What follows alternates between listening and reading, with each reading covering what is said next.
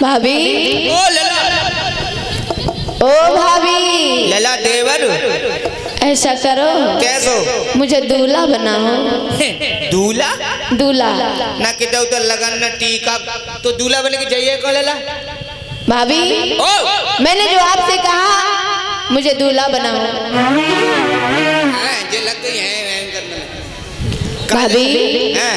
आप ऐसा करो कैसो मुझे दूल्हा बना दो, मैं शादी करने के लिए जा रहा हूँ। लला एक बात बताएं, बताइए भाभी। पहले तो तुम्हें जब बताओ न कहूँ ते लगन आई न कहूँ ते टीका, दूल्हा बने कौन जाए चाह रहे? मैं हाँ। रुक्मणी के साथ में शादी करने जा रहा हूँ। जो गुड़मिड़ी को लला, अरे भाभी रुक्मणी कौन सी रुक्मिणी? हमारे जीजा की बहन। तुम्हारे जीजा की बहन कह रहे शर्री जे बता ते जीजा की बहन को लगी को हमारी हाँ। अरे भाभी अगर ऐसा ही होने लगा तो शादी होना बंद हो जाएंगी। मैं जो आपसे कह रहा हूँ आप वो करो, मुझे दूल्हा बनाओ। लला हाँ भाभी तुम्हें दूल्हा बना? हाँ दूल्हा बनाओ। ले दूल्हा चल लला भैया बना देता है। ए लला इतने आ जाते ले बना दो। इधर में सुषपाल अपनी भाभी के पास पहुंचा, जवाब दिया भाभी मुझे दूल्हा बनाओ। भाभी कहने लगी लाला ना तो कहीं से लगू नाई ना तो कहीं से टीका, मैं आपको दूल्हा कैसे बना दूं? बेटा तुम कहाँ जा रहे हो? तो जवाब दिया सुषपाल ने भाभी मैं रुक्मणी के साथ में शादी करने जा रहा हूँ। लेकिन भाभी कहने लगी लाला तुमने अपनी बहन की शादी रुक्म के साथ में की है और सही बात है, कोई दिक्कत उनकी बहन के साथ में आप शादी कैसे कर सकते हो? तुम तो बिल्कुल पागल हो गई हो लाला। हाँ। आप ऐसा मत करो। ऐसो एक बात बता दें, बताइए। अगर ऐसी बहनें देखी जाएं तो कल तो शादी बंद हो जाएंगे। बेटा आप मान जाओ। कितने बिना मानेंगे?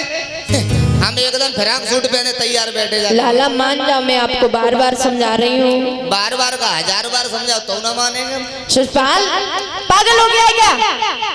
समझ में नहीं आता? मैं आपको बार बार समझा रही हूँ लाला मान जा। ना हम कितने को ना मानेंगे। तुम्हें हमें बेटा। पता, हमें पता है तुम्हें बुरो लग रहा होगा ना। मेरा पूत मेरा बछड़ा मेरा लाल मान जा। मेरो पड़ रहा है मेरो भैंसा सीधी सीधी कहो नहीं कर रह गई।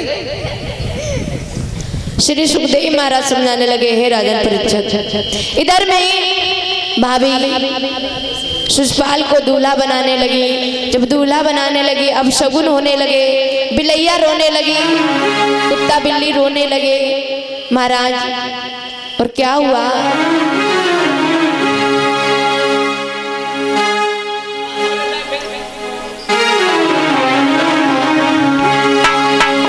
अरे धरो पेंजनी पे पाओ। क्या होने लगा भाइयों? अरे धरो पटा पे पैर बाद में छीकवई बाली।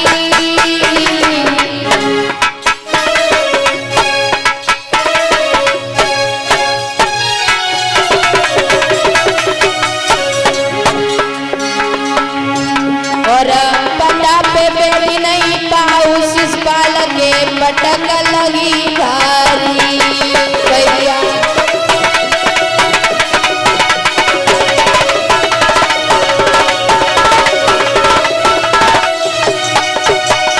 क्या हुआ? अरे हरी हरी बोलो मेरे भाई। अरे हरी हरी बोलो मेरे भाई। और करम लिखी नहीं मिटे करो सही लाखों चतुराई। भैया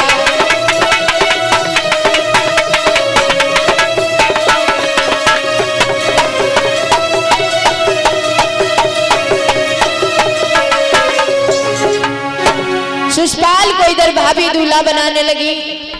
जब दूल्हा बनाने लगी, अब शगुन होने लगे, बिलैया रोने लगी, पटा पे पैर रखा, एकदम से सुषपाल नीचे गिर गया।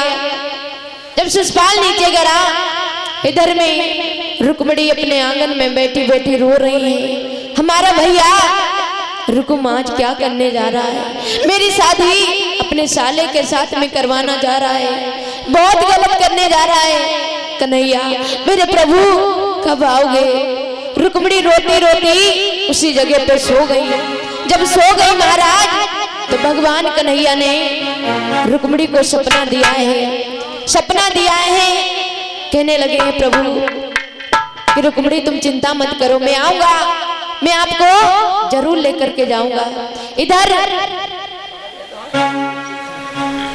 और साधना की मम्मी जी ने 101 रुपया प्रभु के चरणों में बैठ के प्रभु से कामना करूं सदैव धर्म करातव जल भगवान इनके ऊपर अपनी कृपा बरसा रहे हैं। इधर में जब सपने में भगवान कन्हैया आए हैं तो रुक्मिणी बहुत ही खुश हो जाती हैं, खुश हो जाती है महाराज। इधर में वही बाबा जी दरवाजे से निकले जा रहे थे, देखा है रुक्मिणी उदास बैठी हुई है, लेकिन रुक्मिणी के कोई दुख सुख की पूछने वाला नहीं है। बाबा जी को सारा हाल बताया है, कहने लगी बाबा जी आप ऐसा करो, मैंने भगवान कन्हैया को सपने में देखा है, मेरा पत्र ले जाओ। कहने लगी सपने में कन्हैया को देखो सुनो पंडित जी,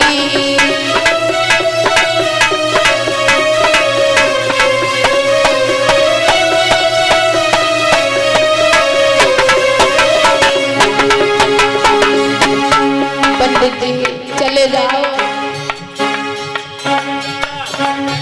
सपने में श्याम को देखो सुनो पंडित जी,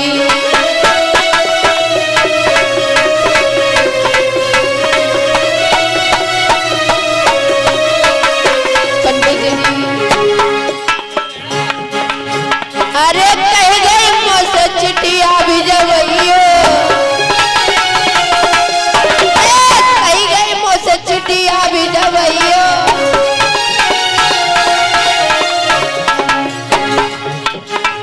सपने में पंडित जी, सपने में श्याम को देखो सुनो पंडित जी,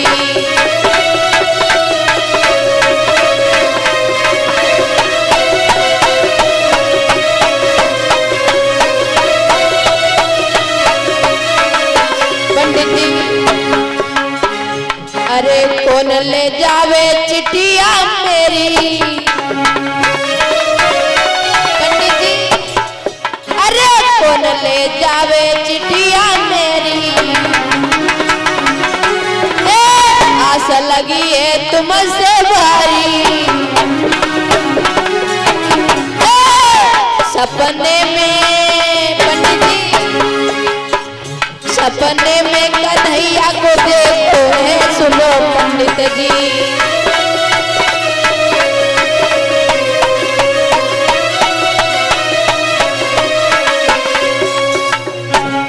श्री सुखदेव महाराज समझाने लगे, हे राजन परीक्षित बाबा जी से सारा हाल बताया रुक्मिणी ने। कहने लगे हैं बाबा जी मैंने भगवान कन्हैया को सपने में देखा है, आप ऐसा करो मेरी चिट्ठियां ले जाओ और भगवान कन्हैया को बुला करके लेकर के आओ, हमारा भैया अपने साले के साथ में मेरी शादी करने जा रहा है, अगर हमारे भैया ने सुषपाल के साथ में शादी कर दी तो मैं मर जाऊंगी।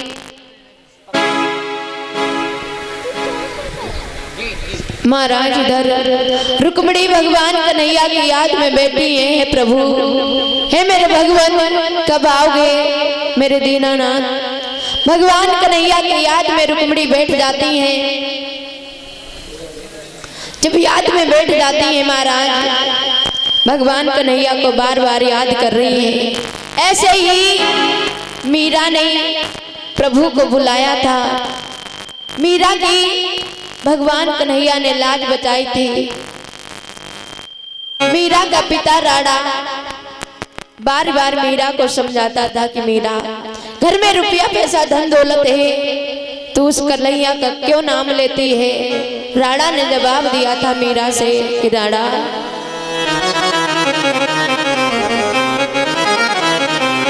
क्या लागे गोपाल, ओ मीरा तेरा क्या लागे, क्या लागे गोपाल, मीरा तेरा क्या लागे।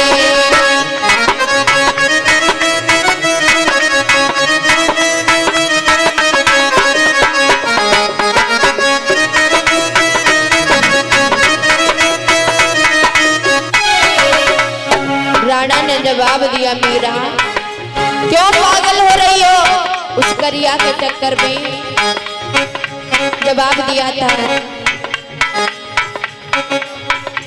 अरे क्या लागे गोपाल, मीरा तेरा क्या लागे, क्या लागे गोपाल, मीरा तेरा क्या लागे।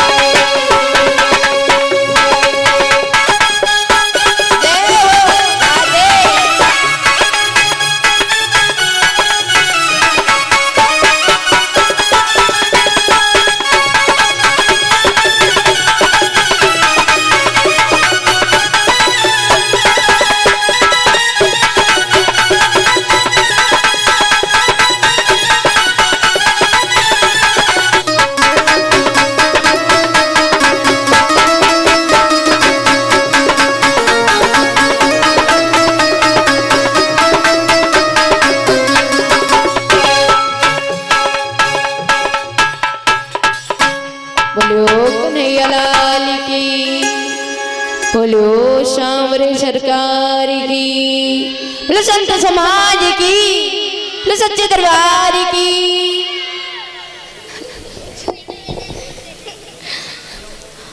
श्री सुखदेव महाराज समझाने लगे, हे राजन परीक्षित, पंडित जी को सारा हाल बताया रुक्मणी ने कि पंडित जी चले जाओ, कन्हैया मेरे सपने में आए थे, कहने लगे पत्र लिख कर के भेज देना रुक्मणी, मैं चला आऊंगा आपको लेने के लिए। पंडित जी कौन जाएगा मेरी चिट्ठियां लेकर के? आपसे इशारा है पंडित जी चले जाओ। अगर मेरी शादी सुषपाल के साथ में हो गई तो मैं मर जाऊंगी पंडित जी। मैं कन्हैया के बिना जी नहीं पाऊंगी। आज रुक्मिणी बैठ जाती है, पत्र को लिखने लगती है। लिखूं गम की पाटी निकलती है दम, लिखूं गम की पाटी निकलती है दम।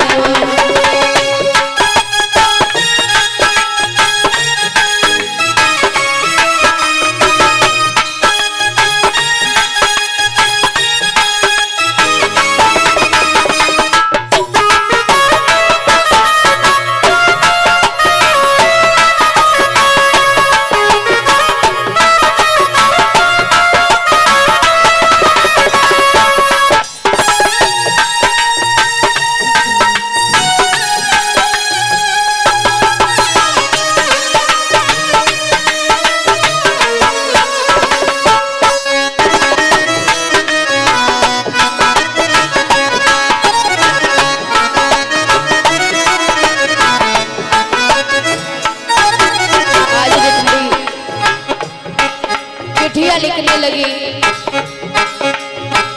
आ जाओ मोहन, आ जाओ मोहन, कर दो रहम है। लिखूं गम की बाती निकलती है दम, लिखूं गम की बाती निकलती है दम।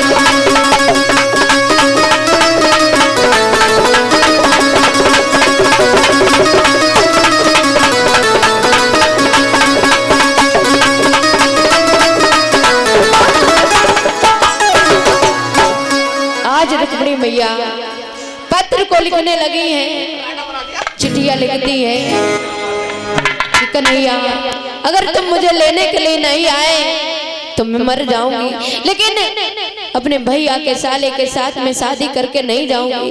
इधर सुषपाल चला है दूल्हा बन करके, पंडित जी चले हैं, चिट्ठियां लेकर के चलते हुए जा रहे हैं, चलते हुए जा रहे हैं। बेचारे बूढ़े रास्ते में बैठ गए, थक गई, सोच रही और कितनी दूर है द्वारका नगरी, कब मैं पहुंचूंगा।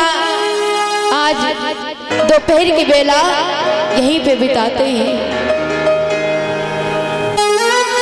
दोपहरी बेला माई ले जाई बगिया में, दोपहरी बेला माई ले जाई बगिया में।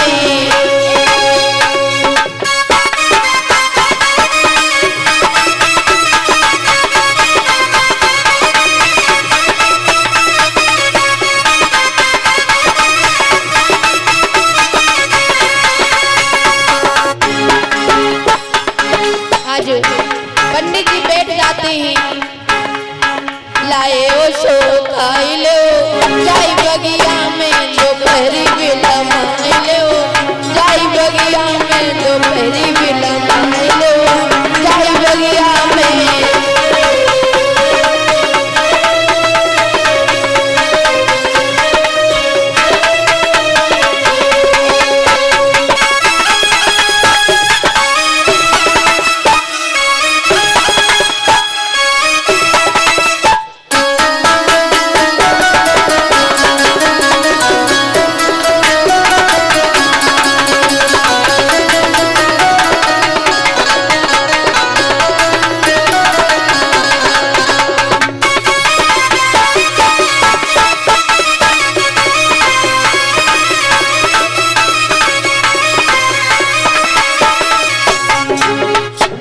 पंडित जी बैठ जाते हैं उस बगीचे में, बैठ करके विश्राम करने लगे, लेकिन वहां पे दो पहरेदार खड़े थे। पहरेदारों ने देखा है कि द्वारका नगरी के बीच में एक बूढ़ा सा, ये कौन बैठा है। वो सिपाही जाकर के पहुंचे हैं, जवाब दिया, बाबा जी कहाँ से आए हो और आपको कहाँ जाना है। तो महाराज पंडित जी ने जवाब दिया है, बेटा मुझे कन्हैया के पास जाना है। कन्हैया छे। सिपाहियों ने जवाब दिया हाँ कन्हैया छे। कन्हैया छे। और जाना कहाँ है आपको? हमें हाँ द्वारका में जाने। द्वारका छे। द्वारका छे में जाने हैं? लला जब पंडित जी, हाँ बाबा जी, जी कहाँ से आए हो आप? हम हाँ यूपी से आए लला, यूपी ते। बाबा जी हाँ आपको कहाँ जाना है? हमें हाँ लला एक बात बता, तू बता रहा कन्हैया उच्छे द्वारका उच्छे, हमें एक द्वारका में जाने और एक कन्हैया से मिलने। अरे बाबा जी आपके इधर ये बोला जाता है को छे, मेरे इधर बोला जाता है को छे, और आपके इधर बोला जाता है को है। इसलिए मैं बोल रहा हूँ कन्हैया छे, लेकिन कन्हैया है एक, द्वारका नगरी भी एक है। चलो मैं आपको कन्हैया के पास लेकर के चलता हूँ। इसका मतलब माई मिस्टेक। हाँ ओके। इधर में पंडित जी को कन्हैया के पास में पहुंचा देते हैं। कन्हैया को पत्र दिया है, पंडित जी ने पत्र को दिया है भगवान कन्हैया को। पत्र को पढ़ा है कन्हैया ने तो बड़े खुश हो जाते हैं, आज रुक्मिणी ने मुझे पत्र भेजा। लेकिन सोचने लगे कि मैं रुक्मिणी के पास में पहुंचूं तो कैसे पहुंचूं, लेकिन हमारा भैया बलराम मुझे जाने नहीं देगा। पंडित जी से इशारा किया है, पंडित जी आप ऐसा करना, मेरे भैया बलराम के सामने खांसने लगना, क्योंकि आप बूढ़े भी हो तो हमारा भैया बलराम मुझे भेज देगा। तो महाराज ऐसा ही किया, पंडित जी बलराम के पास पहुंचे, खांसने लगे। जब खांसने लगे महाराज वैसा बलराम भैया ने जवाब दिया है, लाला कन्हैया तो ऐसा कर, पंडित जी बहुत बूढ़े हैं, इनको छोड़ करके आओ। रथ में बिठाया है भगवान कन्हैया ने, पंडित जी को चल देते हैं। वहां से आकर के अलोपा भवानी मंदिर के पास पहुंचे हैं। इधर मैया रुक्मिणी अपनी मैया से आज्ञा लेकर के वहां से चलती हैं तो मैया से रोने लगी कि मैया आज मैं जा रही हूँ, आज मैं तुमको छोड़ करके जा रही हूँ मैया। मैया भी रोने लगी, कहने लगी बेटी मैंने तुमको बहुत छोटे से पाला है, यार तुम हमको छोड़ करके जा रही हो, बहुत दुख हो रहा है। लली ओ लली हाँ बिटिया इतनी काय रोती हो तुम? मैया हाँ क्या करूँ, रोना तो लली मैया अबे आज तुमको छोड़ना पड़ रहा है। अगर हमारा भैया साला के साथ में शादी नहीं करता तो मैं आज साले के साथ में, जबान है निकल जाती, फिसल जाती है। ओके ओके ओके मैया हाँ अगर हमारा भैया अपने साले के साथ में शादी नहीं करता तो मैं आज तुमको छोड़ करके नहीं जाती मैया। लली मैया तू एक बात बता मुझे पहले, बताओ। तू रोए रोए गया भाई, आंखें सो जाए लेते कजरा का कान में लगाई है मैया हाँ रो ना तो क्या करूं, तो इतो रो जाते क्योंकि मैं बारिश से इस आंगन में खेली हूँ, मुझे बहुत याद आएगी तेरी मैया। लली मैया तुम मत रोए, देख हमारे पेट में बुलबुला से उनते हैं। मैया अब मुझे आज्ञा दे दो, अब मैं जाऊं, नहीं तो साला हमारे भैया का साले आ गए तो उसके साथ में हमारा भैया शादी कर देगा। इसलिए मैया अब मुझे तुम आज्ञा दे दो, अब मैं जाऊं यहाँ से। जाओ लली चली जाओ, करे अब पूजा बिटिया। इधर में मैया से आज्ञा लेती हैं, मैया आज्ञा देती हैं, कहने लगी हैं बाबुल की दुआएं लेती जा तुझको सुखी परिवार मिले।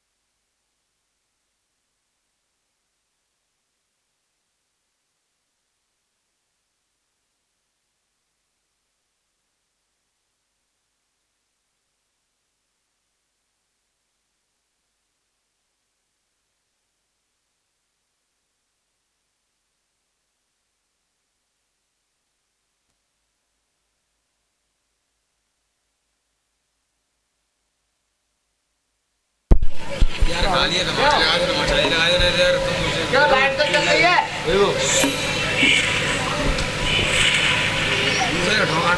भैया 2200 मैंने ऐसे ही नहीं करते हेलो हेलो हेलो हेलो लोग नहीं लाल की लो सामरे सरकारी की लोकल फोन से बन रहा और नहीं चार्जर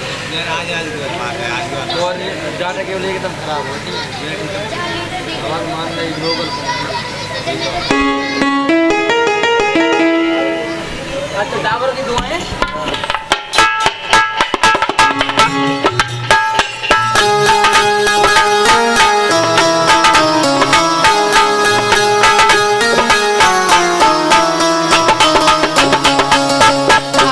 कहने लगी लाली बीते तेरे बचपन की घड़ियां आराम की ठंडी छाओं में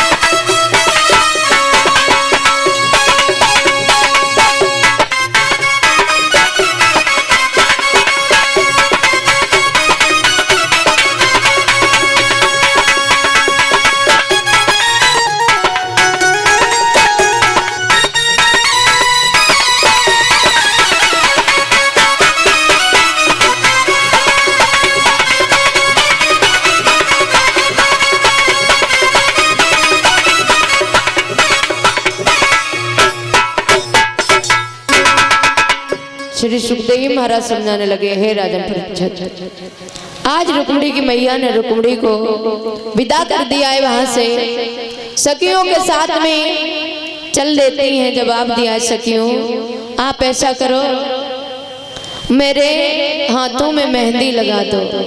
सखियों से जवाब दिया है रुक्मिणी ने, कहने लगी सखियों आओ मेरी सखियों मुझे ऐसा सजा दो, ऐसा सजा दो, मेरे मेहंदी लगा दो, मुझे श्याम सुंदर की दुल्हन बना दो, मुझे श्याम सुंदर की दुल्हन बना दो।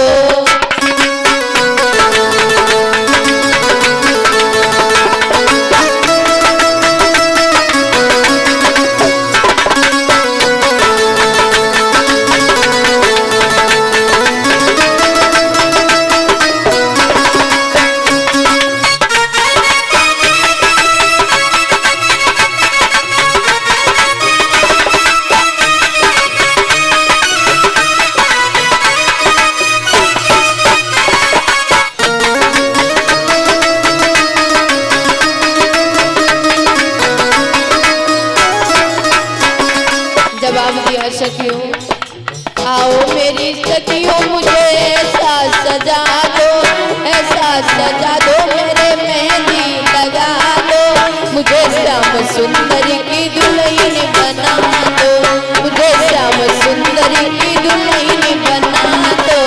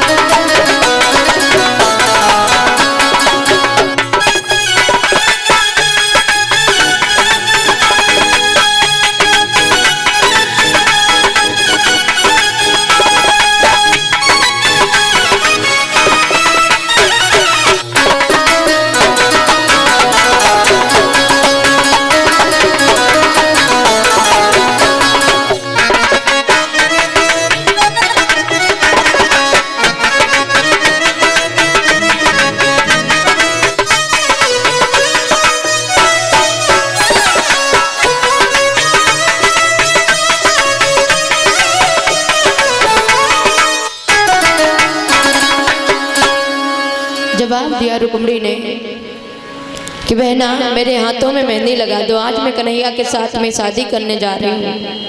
इधर में सखियों ने मेहंदी लगाई है। मेहंदी लगाने के बाद में रुक्मणी मैया रथ में बैठ करके अलोपा भवानी मंदिर के पास पहुंची हैं। देखा है भगवान कन्हैया वहीं पे खड़े हुए हैं। बड़े ही धूमधाम के साथ में रुक्मणी की शादी भगवान कन्हैया के साथ में होती है। शादी होने के बाद में विदाई हो जाती है, लेकिन इधर शिशुपाल से युद्ध होता है। भगवान कन्हैया की शादी बड़े ही धूमधाम के साथ में रुक्मणी के साथ में हो जाती है। इधर में धीरे धीरे समय व्यतीत होता चला गया। समय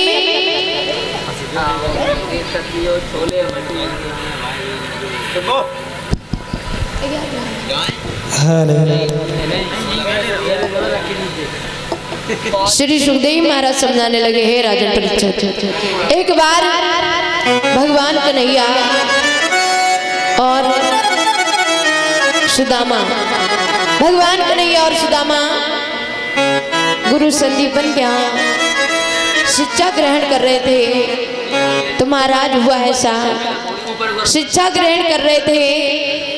एक बार घर में धन नहीं रहा तो गुरु मैया ने भगवान कन्हैया को पास में बुलाया है। जवाब दिया है, लाला चले जाओ।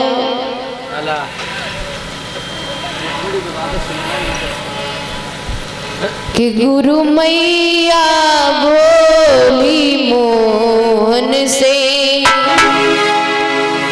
मेरे लाला तनिक इधर आओ।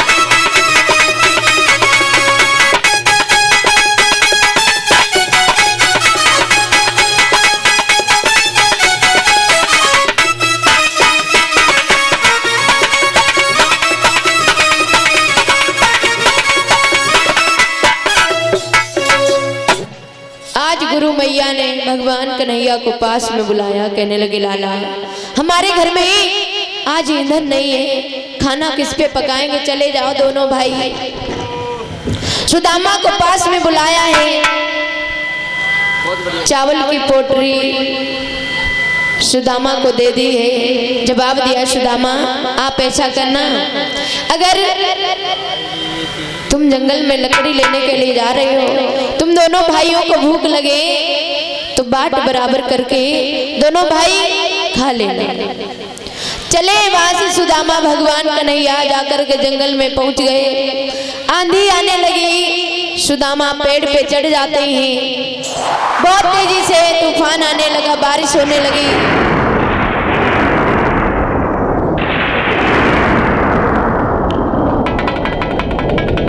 जब बारिश होने लगी महाराज, तो हुआ ऐसा, सुदामा पेड़ पे चढ़ जाते हैं। चावल की पोटली खोली है, सुदामा अकेले अकेले चावलों को खाने लगे। जब चावलों को खाने लगे हैं तो हुआ ऐसा, भगवान कन्हैया ने जवाब दिया है, सुदामा तुम ऊपर बैठे बैठे क्या खा रहे हो, मुझे भी थोड़ा सा दे दो। लेकिन सुदामा ने जवाब दिया, भैया ठंड के मारे दांती मिस रही है, मैं कुछ खा नहीं रहा हूँ। उसी समय भगवान कन्हैया ने सुदामा को श्राप दे दिया। कहने लगे, सुदामा जाओ, आज से तुम गरीब हो जाओगे।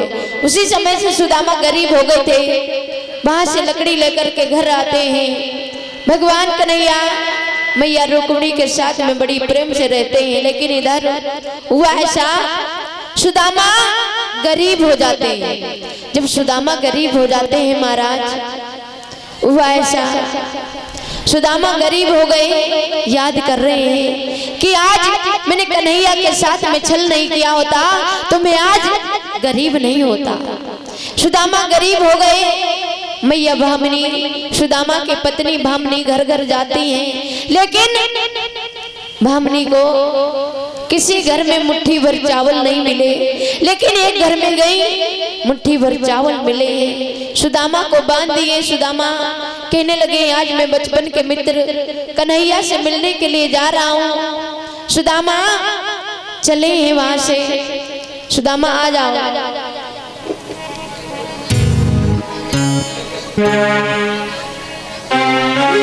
सुदामा चले हैं वहां से।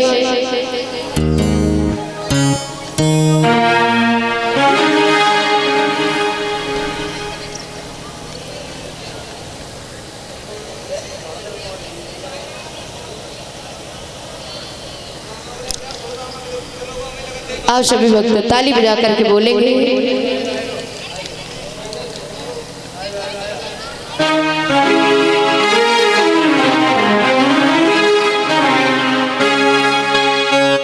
सुदामा चले वहां से।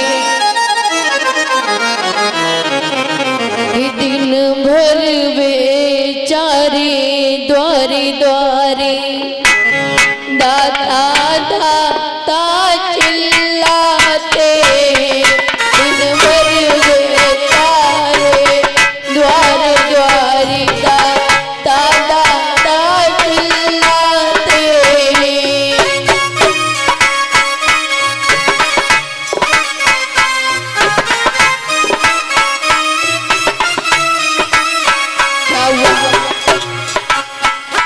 दिन भर बेचारे द्वारे द्वारे दाता दाता चिल्लाते।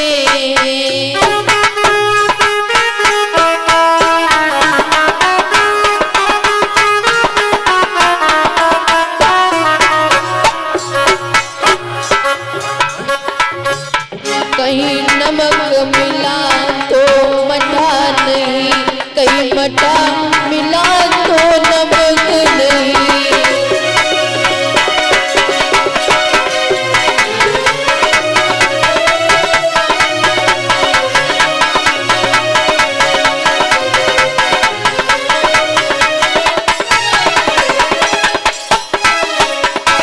सभी लोग सुदामा की गरीबी दूर करेंगे। कहीं मठा मिला तो नमक नहीं, कहीं नमक मिला तो मठा नहीं।